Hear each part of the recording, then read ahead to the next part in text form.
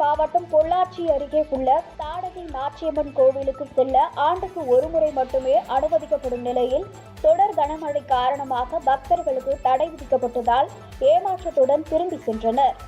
பொள்ளாச்சி அருகே ஆனைமலை புலிகள் காப்பகம் உள்ள அடர்ந்த வனப்பகுதியில் 2000 அடிக்கு மேல் உள்ள தாடகை நாச்சியம்மன் கோவிலுக்கு செல்ல ஆண்டுக்கு ஒருமுறை, அதாவது கார்த்திகை தீபத்திற்கு மட்டுமே பக்தர்கள் வழிபாடு செய்ய அனுமதிக்கப்படுவதால் பக்தர்கள் சிறப்பு பூஜைகள் செய்து மலை மீது மகா தீபம் ஏற்றி வழிபாடு செய்து வருவது வழக்கம்.